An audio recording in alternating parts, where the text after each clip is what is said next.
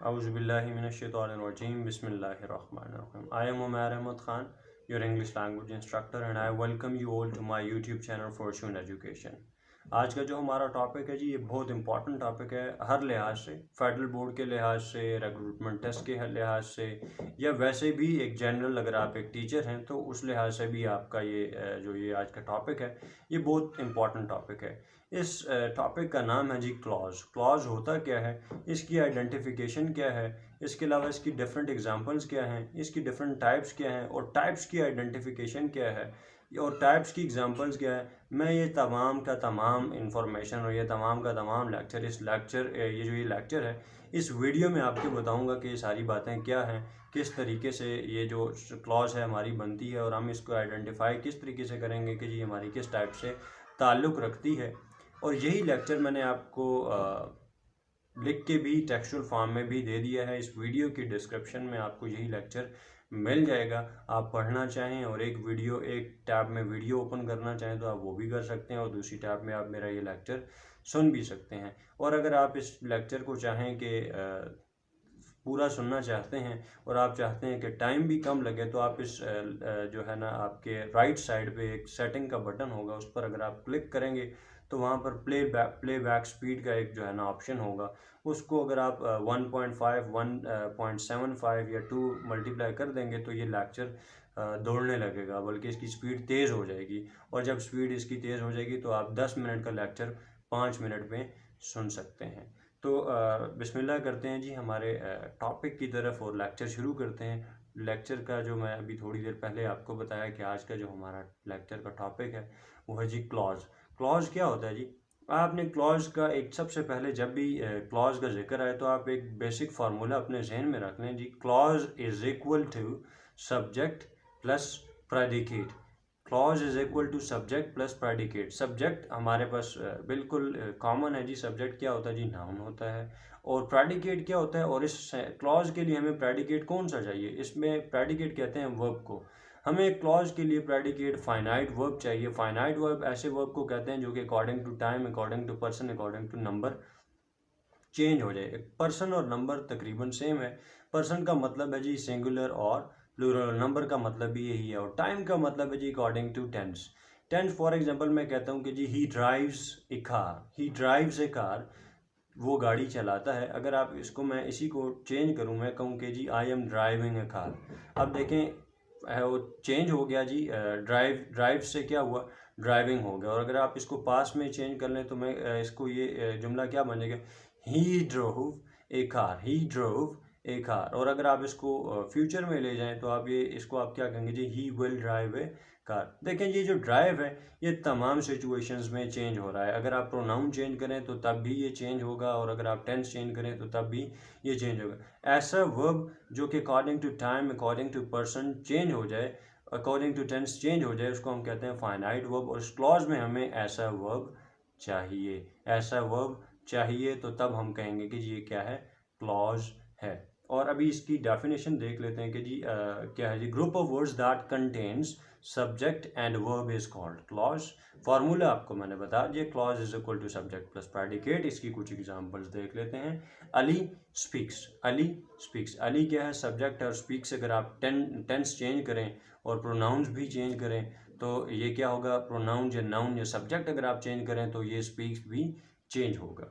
सब स्पीक क्या है जी? वर्ब है। I finished my task, I finished my task, I is कि क्या है वो? नाउन है, सब्जेक्ट है, और नाउन से क्या है जी? प्रोनाउन है। और फिनिश्ड क्या है जी? Finished is verb and my is possessive noun and task is an object. John has driven the car, John is subject, has is helping verb, driven is main verb, the is a finite article and car is an object.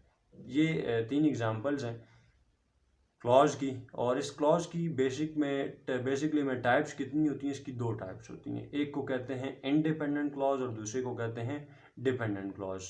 दोनों लफ्ज़ से ही जाहिर है कि जी एक independent है मतलब एक आज़ाद है, और दूसरी डिपेंडेंट है, उसको कुछ साथ में जुमले का और हिस्सा चाहिए कि ताकि वो अपने मुकम्मल मीनिंग्स दे।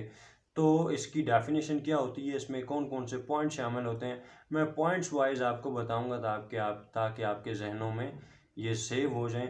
मैं विदाउट बोर्ड पढ़ा रहा हूँ और ये मेरा चैलेंज है कि अगर आपको ये लेक्चर समझ ना आया तो आपके वो पैसे वापस जो आपने नहीं दिए। ओके, क्लॉज होता क्या जी? इंडिपेंडेंट क्लॉज क्या होता है? Independent clause is a type of clause. ये तो बहुत ही बेसिक सी बात है कि जी इंडिपेंडेंट क्लॉज क्या है जी? एक मेन क्लॉज जो कि हमारा क्लॉज है उसकी एक टाइप है, ये पहला पॉइंट है। It gives complete meanings. जो इंडिपेंडेंट क्लॉज है चूँकि वो इंडिपेंडेंट है, आज़ाद है, तो it gives complete meaning. It does not require other part of the sentence to give its meaning completed. इसको जुमले का कोई और हिस्सा नहीं चाहिए कि वो अपने मतलब पूरे दें हमें। It is also called simple sentence. इसको हम और क्या कहते हैं? इसको हम सिंपल सेंटेंस भी कहते हैं। It can stand alone. It can stand alone. Independent clause का फार्मूला क्या है जी? इंडिपेंडेंट क्लॉज का फार्मूला ये है कि जी independent clause is equal to simple sentence and simple sentence is equal to subject plus predicate plus object which is optional plus modifiers are also optional। ये जो लास्ट की जो बातें हैं ये दोनों ऑप्शनल हैं। अगर ये ना हो तो ये आपका तब भी इंडिपेंडेंट क्लॉज होगा। सब्जेक्ट प्लस प्रेडिकेट तब भी आपका ये क्या होगा जी? ये तभी आपका सिंपल सेंटेंस होगा, तभी ये आपका इंडिपेंडेंट क्लॉज होगा। इसकी कुछ एग्जांपल्स देख लेते हैं जी इंडिपेंडेंट क्लॉज की कौन कौन सी। Ali is always on time. Ali is always on time. देखें अली क्या है जी? हमारे पास Ali is subject and is verb. Ali is हमारे पास इज क्या है जी? ये वर्ब है। Always on time. और फिर उसके बाद क्या है जी? Mister Khan teaches us English. Mister Khan क्या है जी? हमारे पास सब्जेक्ट है। और टीचर्स क्या है? ये हमारे पास टीचर्स हमारे पास क्या है जी? ये हमारे पास प्रेडिकेट है, हमारे पास वर्ब है। देखते हैं जी डिपेंडेंट क्लॉज क्या होता है। Dependent clause is a type of clause. ये पहला पॉइंट दोनों के लिए कॉमन है क्योंकि जी दोनों क्लॉज की टाइप्स हैं, तो हमने ये कह दिया कि जी dependent clause is a type of clause. It does not give complete meanings. जी ये सारा का सारा जितने पॉइंट्स हमने ऊपर डिस्कस किए कि सारे का सारा उसका उलट है। It does not give complete meanings. It requires other part of the sentence to give its meaning completed. It starts with subordinate conjunction। ये इंपॉर्टेंट है जी। कोऑर्डिनेट कंजंक्शन शुरू किन अल्फाज से होती है? कोऑर्डिनेट कंजंक्शन हमेशा किन अल्फाज से शुरू होती है, उनको किन वर्ड से शुरू होती है, उसको कहते हैं सबऑर्डिनेट कंजंक्शन। सबऑर्डिनेट कंजंक्शंस कौन से होते हैं वो मैंने अपने प्रीवियस लेक्चर कंजंक्शंस के लेक्चर में मैंने बताया भी था, लेकिन मैं दोबारा भी बता देता हूँ। और लास्ट पॉइंट इसका क्या है जी? लास्ट दो पॉइंट्स कौन से हैं? इसको हम इस डिपेंडेंट क्लॉज को हम सबऑर्डिनेट क्लॉज भी कहते हैं। और सबऑर्डिनेट क्लॉज क्यों कहते हैं? क्योंकि ये सबऑर्डिनेट कंजंक्शन से शुरू होती है। और it can not stand alone. It can not stand alone. और ये खुद से कोई मीनिंग्स नहीं दे सकती जब तक इसके साथ जुमले का कोई और हिस्सा ना जोड़ा जाए। और जुमले का कोई और हिस्सा कौन सा हो सकता है? उसको हम कहते हैं इंडिपेंडेंट क्लॉज। और ये किन अल्फाज से शुरू होती है? वो कोऑर्डिनेटिंग कंजंक्शन है। और वो कौन कौन से हैं? जैसे कि although since, after, until, unless, till और बिफोर हो गया। इसके अलावा दैट हो गया, provided that, as, if, where, which. ये जितने भी वर्ड्स हैं इनको सबऑर्डिनेट कंजंक्शंस कहते हैं। और इनसे हमारे क्या होगी? सबऑर्डिनेट या डिपेंडेंट क्लॉज शुरू होगी। एग्जाम्पल्स कौन कौन सी हैं जी? Ali will not be able to participate in the game. अब इस पूरे जुमले में हमारे पास सबऑर्डिनेट कंजंक्शन कोई नहीं है। Ali will not be able to participate in the game because he is sick. अब ये बिकॉज जैसे ही हमारे पास आया तो माइंड ने क्लिक किया ये सबऑर्डिनेट कंजंक्शन है, तो इससे शुरू होने वाला अगला का जुमला हमारा क्या होगा? वो सबऑर्डिनेट क्लॉज होगा या डिपेंडेंट क्लॉज होगा। After I return home from my hunting trip, After I returned home from my hunting trip, I took a cup of tea. I took a cup of tea. After के बाद जो जुमला शुरू हुआ उसको हम कहते हैं सबऑर्डिनेट क्लॉज या डिपेंडेंट क्लॉज। अब डिपेंडेंट क्लॉज की कितनी टाइप्स होती हैं? याद रखें कि इंडिपेंडेंट क्लॉज की कोई टाइप नहीं होती है। सिर्फ independent clause is simple sentence and that's it. There is no other type of independent clause, but we do have types of dependent clause. How many types of dependent clause do we have? We have three types of dependent subordinate clause or dependent clause, and which are namely we call them the noun clause, adjective clause, and an adverb clause. कौन सी types है? Noun clause है, adjective clause है और adverb clause. अब ये noun clause क्या होती है, इसकी आइडेंटिफिकेशन क्या होती है, इसकी एग्जांपल्स कैसे क्या होती हैं, वो भी मैं आपको बताता हूँ। नाउन क्लॉज आपने ये याद रखना है, जैसे मैंने डिपेंडेंट और इंडिपेंडेंट की डेफिनेशन में बताया कि जी ये क्या है जी, it is a type of clause. तो इन तमाम ये जो 3 टाइप्स हैं इनके लिए आपने सबसे पहला पॉइंट बना लेना है कि जी noun clause it is a type of dependent clause, adjective clause it is a type of dependent clause, adverb clause it is a type of dependent clause. अब noun clause it is a type of dependent clause, it acts as a noun. अब ये क्या है जी, it acts as a noun. It always starts with words like, it always starts with words like, किन किन words से शुरू होती है, जैसा कि how, where, that, whichever, what, whom, whether, whomever, which, why, who, wherever and when। ये words हैं जिनसे हमारी नाउन क्लॉज शुरू होती है। लेकिन इजी आइडेंटिफिकेशन कैसे हमें पता चलेगा, अगर ये वर्ड्स इतना ज़्यादा वर्ड्स मेरा ख्याल है याद रखना भी आसान नहीं है, तो उसके लिए मैंने आपके लिए एक इजी तरीका रखा है कि आप इजी आइडेंटिफिकेशन के लिए कि नाउन क्या हो, नाउन क्लॉज क्या होती है, आपको कैसे पता लगेगा कि जी ये हमारी नाउन क्लॉज है। देखें इजी आइडेंटिफिकेशन इसकी क्या है, आपको ये 3 पॉइंट्स जहन में रखने हैं तो आपको पता चल जाएगा कि जी ये हमारी क्लॉज जो है नाउन क्लॉज है। नंबर 1 तो ये कि जितने भी अल्फाज जो मैंने ऊपर अभी आपको बताए, या ये जो कंजंक्शंस हैं हमारी, ये जो सबऑर्डिनेट कंजंक्शंस हैं, ये इसमें इस्तेमाल होती हैं। और इनमें सबऑर्डिनेट कंजंक्शंस के अलावा जो है कुछ और वर्ड्स भी हैं, जैसा कि हाउ है और जैसा कि हु है। ये जो वर्ड्स हैं इन जब भी ये इस्तेमाल होंगे तो ये इस जुमले में काम क्या करेंगे, ये हमेशा कंजंक्शन का काम करेंगे। ये एक आइडेंटिफिकेशन है। दूसरा क्या है जी, दूसरी की आइडेंटिफिकेशन क्या है कि हमेशा WH, अगर आप इजी आइडेंटिफिकेशन में कह ही रहा हूँ आपको फिर भी नहीं समझ आ रही है, तो उसके लिए इजी आइडेंटिफिकेशन के लिए आपके पास एक और ऑप्शन ये है कि आप याद रख लें कि देखें WH हाउ, WH और हाउ यही वर्ड्स हैं, इन्हीं से आपके साथ आपकी जो है ना क्लॉज शुरू हो रही है। WH आपने याद रख लिया और हाउ याद रख लिया, हाउ भी WH में ही आता है और हमेशा इसके बाद आपके पास क्या आएगा, नाउन आएगा। इन WH वर्ड्स के बाद आपके पास क्या आएगा, नाउन आएगा। जब WH वर्ड्स के बाद आपके पास नाउन आए तो उस क्लॉज को भी हम क्या कहेंगे, नाउन क्लॉज कहेंगे। और तीसरा इंपॉर्टेंट पॉइंट क्या जी, it answers the question what, it answers the question what. कैसे, फॉर एग्जांपल मैं अगर आपको नाउन क्लॉज की एग्जांपल दूं और फिर आपको ये बताऊं कि व्हाट को कैसे आंसर करती है। It looks that Ahmed will not join the class. It looks that Ahmed will not join the class. अब what को आपकी जो ये noun clause है ये किसको आंसर करेगी, देखें it looks, what looks, it looks, what looks। दूसरी एग्जांपल क्या है जी, I asked my brother what he purchases. What did I ask my brother? What did I ask my brother?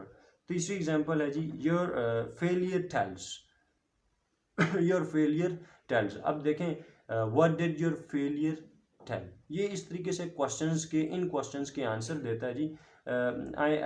It looks that Ahmad will not join the class, I asked my brother what he purchases, your failure tells what did you do, what you did in your exam, what you did in your exam, ये बताता है कि जी। और देखें इसमें ये भी बहुत इंपॉर्टेंट है, देखें दैट है, व्हाट है और इनके बाद हमेशा हमारे पास क्या आया है, नाउन आया है। देखिए Ahmad, that Ahmad, brother, what he, what he, what you, तीनों एग्जांपल में हमारे पास इनमें क्या आया है कि जी कंजंक्शन, ये जो कंजंक्शन वर्ड्स हैं उसके बाद क्या है, क्या आया है हमारे पास, नाउन आएगा। देखें दोनों कंडीशन फुलफिल हुई हैं, एक तो कंजंक्शन का काम कर रहा है, WH कंजंक्शंस का काम कर रहे हैं और इन कंजंक्शंस के बाद क्या आया है हमारे पास, नाउन आया है। तो ऐसी क्लॉज को हम क्या कहेंगे, नाउन क्लॉज। ऐसी क्लॉज को हम क्या कहेंगे, नाउन क्लॉज। ओके आगे देखते हैं जी एडजेक्टिव क्लॉज क्या होती है। एडजेक्टिव क्लॉज के भी मैंने कुछ पॉइंट्स बनाए हैं, ये थोड़ा सा आसान भी है, आपको याद भी रहेगा। It is a type of dependent clause. It purely works as an adjective. It purely works as an adjective. It modifies noun or pronoun. It doesn't answer the question what. It doesn't answer the question what. But one thing that you need to remember is that it starts with words such as whose, which, why, whom and that. Previous example, previous जो example थी हमारे पास, previous जो type थी उसमें भी that का इस्तेमाल था। लेकिन अब क्या है जी, इस दैट में और उस दैट में फ़र्क क्या है।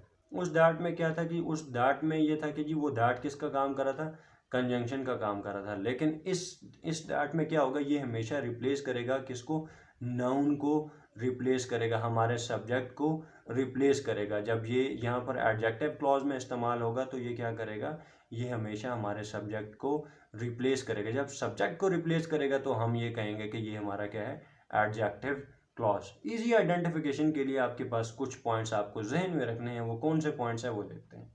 सबसे पहले तो मैंने आपको पहले ही बता दिया कि जी हमेशा क्या होगा कि ये वर्ड्स हैं जो कि मैंने अभी आपको बताए, whose, which, why, whom and that, ये 5 ही हैं, आप जहन में रख लें।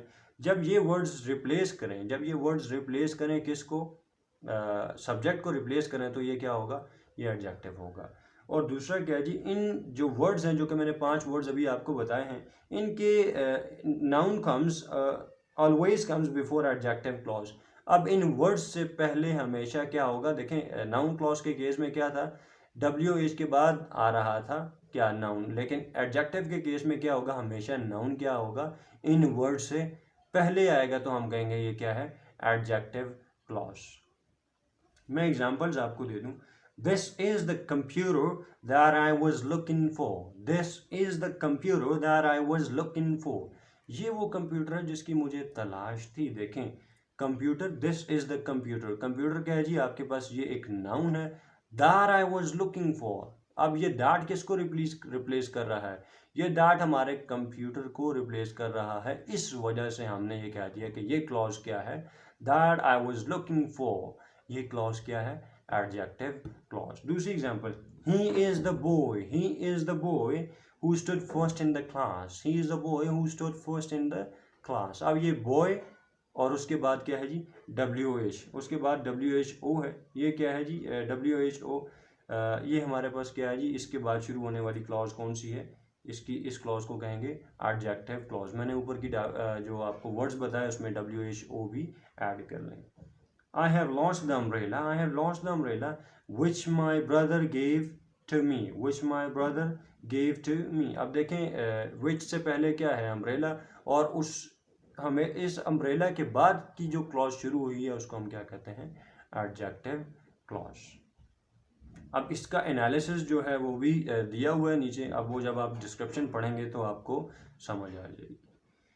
एडवर्ब क्लॉज क्या है जी, adverb clause is a type of clause. सबसे पहला पॉइंट कॉमन है जी, सब ही डेफिनेशंस में जो कि टाइप्स हैं उनकी में सेम ही है जी, it is a type of dependent clause. Okay, it functions as an adverb और an adjective, it functions as an adverb और as an adjective. It starts with subordinate conjunctions. It starts with subordinate conjunctions, and for easy identification, you need to remember the following points. You need to remember the following points, and which are important for every identification. And what are those points? Let's see. Okay, adverb clause starts with subordinate conjunction, and this is what I told you in the definition also, that adverb clause, it starts with subordinate conjunction.